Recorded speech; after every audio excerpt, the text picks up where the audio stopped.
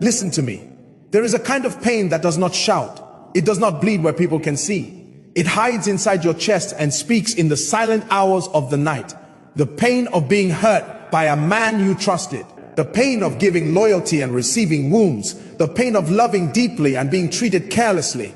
And many of you are not just asking, why did he hurt me? You are asking, what is wrong with me that I was hurt? Let me tell you something tonight. Your value is not defined by how someone treated you. No, never. A broken heart is not proof of a broken destiny. There are people who will mishandle treasures because they do not have the capacity to recognize value. If you give gold to a child, he may exchange it for candy, not because the gold is useless, but because he does not understand worth. The first thing you must handle is not the man, it is your heart. Because when pain enters a heart that is not guarded, it begins to rewrite identity. You start doubting your beauty, your intelligence, your calling, your purpose, your future. And that is dangerous because one person's mistake should not become your life sentence. Hear me carefully. Not every battle is won by confrontation. Some battles are won by separation. Some victories happen when you choose peace over explanation. If a man hurts you repeatedly, you must first ask yourself, is this correction or is this destruction? Because love corrects, but it does not crush. Love may discipline, but it does not destroy dignity. Love may challenge you, but it will never make you feel worthless. You must learn emotional boundaries. Boundaries are not wickedness. Boundaries are not pride. Boundaries are wisdom. If you keep allowing someone access to your heart while they keep bringing pain, you are not being loving. You are being self-neglecting. And let me tell you something powerful. Forgiveness does not always mean continued access. You can forgive someone and still close the door. You can release bitterness and still protect your peace. Many people think strength is staying and enduring anything. No, sometimes strength is walking away with tears in your eyes, but dignity in your soul. You must understand, you are not called to be someone's emotional punching bag. You are not called to be where you are tolerated. You are called to be where you are valued, respected, and honored. And to the woman listening to me now, if a man hurts you, do not rush to change yourself just to keep him. Anyone who requires you to shrink to fit into their life does not deserve the fullness of who you are. Let your healing be intentional. Heal before you jump into another attachment. Heal before you make permanent decisions from temporary pain. Because pain has a voice, and if you don't silence it, it will choose your future for you. Spend time rebuilding your identity. Spend time remembering who you were before the hurt. Spend time with God. Spend time with purpose. Spend time with people who speak life into you. And hear this, not every man will hurt you. Do not let one bad experience make your heart a prison. Pain should teach you wisdom, not build walls that block destiny. The right man will not confuse you. The right man will not make you beg for respect. The right man will not make you feel like loving you is a burden. And until that season comes, become whole, become strong, become peaceful. Become the kind of person who does not need validation to know their worth. Because when you know your worth, you stop negotiating with pain. I pray for you that every wound in your heart will become wisdom, that every tear will become strength, that every betrayal will become clarity, and that you will never again reduce your value just to keep someone who is comfortable hurting you. You are not what happened to you. You are who you choose to become after it. And you are stronger than you think. Guard your heart before trying to fix the person who hurt you. Because many times when pain comes from someone we love, our first instinct is not protection, it is repair. You want to understand them, rescue them, help them change, help them grow, help them see your value. But listen carefully. A bleeding heart cannot perform surgery. When your emotions are wounded, your judgment becomes weak. Your boundaries become blurry and your identity becomes negotiable. And this is where many people lose themselves, not because they are weak, but because they are compassionate without protection. There is a dangerous mindset that says love means endurance without limits. But wisdom teaches that even love needs structure. When you do not guard your heart, you start absorbing words that were never meant to define you. You start carrying guilt that does not belong to you. You start taking responsibility for another person's brokenness. And slowly, without realizing it, you begin to adjust your personality just to reduce conflict. You laugh less, you speak less, you dream less, you shine less, not because you are becoming humble, but because you are becoming smaller. Guarding your heart means observing patterns, not just promises. Anyone can apologize in the moment. Anyone can cry when they fear losing you. Anyone can promise change when consequences are near. But patterns reveal truth. And when you guard your heart, you give yourself permission to step back and watch actions over time, not just emotions in moments. Because pain repeated is no longer a mistake, it is a pattern. Many people rush into fixing others because they are afraid of losing connection. But here, this deeply connection without safety is emotional slavery. If you constantly feel anxious, confused, or emotionally unstable because of someone's behavior, your heart is not safe there. And when your heart is not safe, you cannot love freely. You can only survive emotionally. Survival love is not real love. It is fear disguised as loyalty. Guarding your heart also means understanding that you are not responsible for healing someone who refuses to heal themselves. You can support growth, but you cannot become someone's emotional oxygen. When a person depends on you to regulate their anger, their insecurity, their jealousy, or their disrespect, they are not loving you. They are using your strength to avoid building their own. There is also a spiritual dimension to guarding your heart. Your heart is the seat of your beliefs, your confidence, your sense of identity, your sense of direction. When someone repeatedly hurts you, they are not only affecting your emotions, they are slowly rewriting how you see yourself and how you see love. If you are not careful, you will start believing that pain is normal in relationships. You will start believing that being misunderstood is your portion. You will start believing that you must suffer to be loved. Guarding your heart is not about becoming cold or distant. It is about becoming wise and intentional. It is about knowing when to open fully and when to step back and observe. It is about understanding that access to your heart is a privilege, not an entitlement. And privileges are sustained by respect, consistency, and emotional responsibility. Sometimes guarding your heart will feel lonely, because when you stop overgiving, some people will call you changed. When you stop tolerating disrespect, some people will call you proud. When you stop chasing validation, some people will call you distant. But growth often looks like distance to people who benefited from your lack of boundaries. When you guard your heart, you give yourself time to heal properly. You give yourself time to hear your own thoughts without noise. When you look back at the journey you have traveled through the shadows of heartbreak, you realize that every single step of survival was actually a step of transformation. You are not meant to carry the weight of someone else's inability to love you right. You are meant to walk into a space of light where your soul can breathe again. People who truly value you will never ask you to destroy yourself just to make room for them in their lives. They will appreciate the care you bring, the loyalty you offer, and the depth of your devotion. So do not rush your steps. Let your soul catch up with your mind. Let your spirit find its anchor in truth and peace. Remember that you hold the keys to your own emotional house.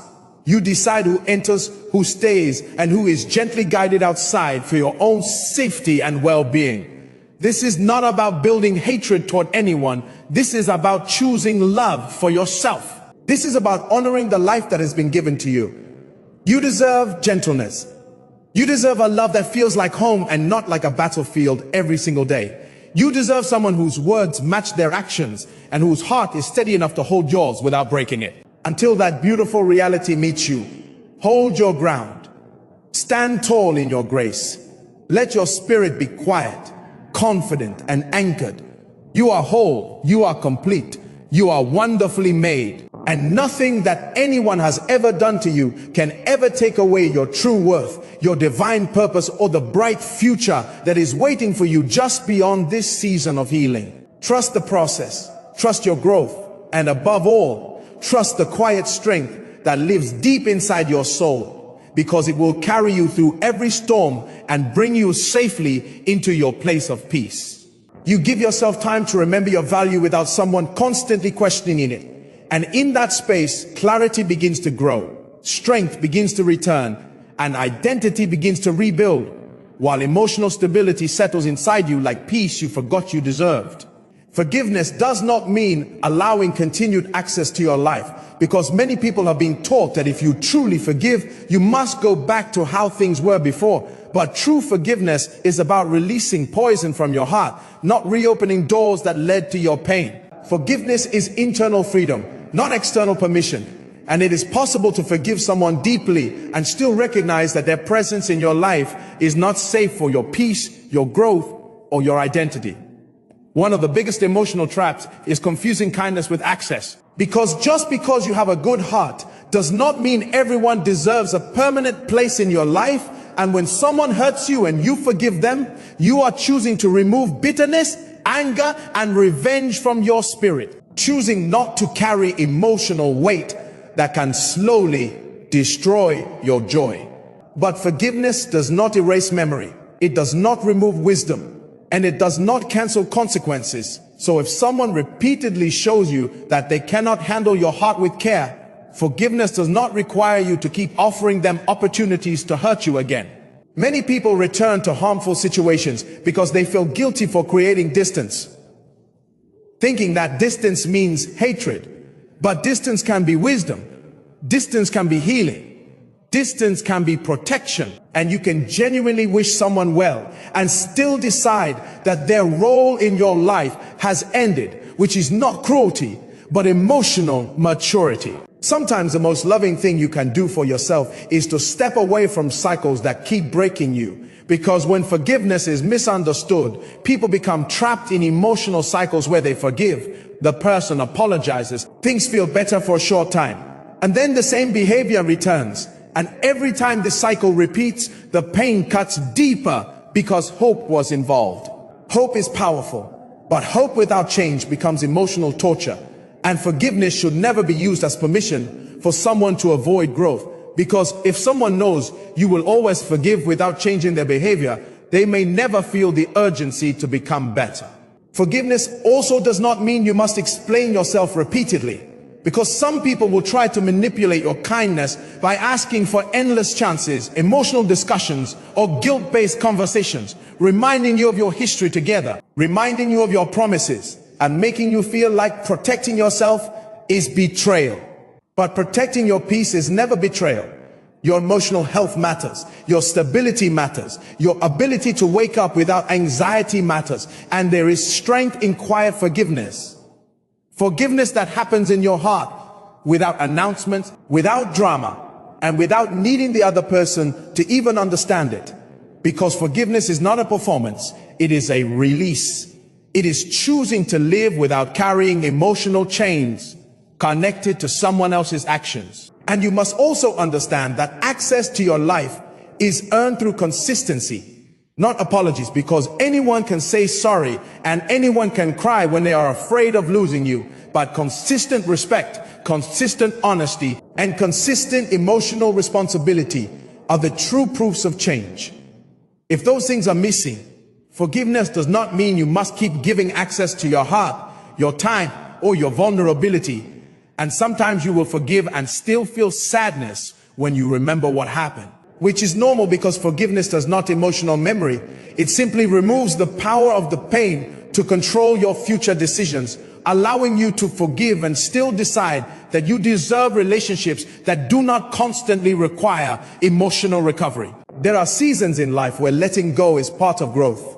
Not because you hate the person, not because you want revenge, but because you finally understand that your peace is valuable, and peace grows where respect leaves. Whereas when respect is absent, peace cannot survive for long. And when peace is constantly disturbed, your spirit becomes tired, your confidence becomes weak, and your ability to love freely becomes damaged. Know your worth so you stop negotiating with pain. Because when you do not fully understand your value, you will start accepting things that slowly destroy you. You will start normalizing disrespect. You will start explaining away bad behavior, and you will start lowering your standards just to keep someone in your life. The dangerous part is that this does not happen suddenly, but happens slowly through small compromises that seem harmless in the moment but become heavy chains over time. And when you do not know your worth, you begin to believe love must be earned through suffering, thinking that if you just become more patient, more quiet, more understanding, and more available, then maybe you will finally be treated right. But real love does not require you to abandon yourself. Real love does not grow in an environment where you are constantly proving you deserve basic respect. And when you truly know your worth, you understand that love should feel safe, not confusing, stable, not unpredictable, and respectful, not humiliating. Many people negotiate with pain because they are afraid of being alone, and loneliness can make unhealthy situations feel better than empty space. But there is a difference between being alone and being emotionally abandoned while sitting next to someone. And when someone constantly hurts you, ignores your feelings, or makes you question your value, you are already experiencing emotional loneliness, meaning that staying does not fix loneliness but sometimes deepens it. Knowing your worth means recognizing that you are not an option that can be picked up and dropped based on someone's mood. You are not temporary comfort. You are not emotional backup, and you are not someone who should only be valued when you are useful, because your presence, your time, your love, and your loyalty are valuable things that should not be given freely to people who do not handle them with care. When you know your worth, you stop chasing validation. You stop needing constant reassurance to feel secure. And you stop allowing someone's mood to determine your peace, because your value becomes something internal, stable, and independent of who stays or who leaves, which changes how you respond to pain.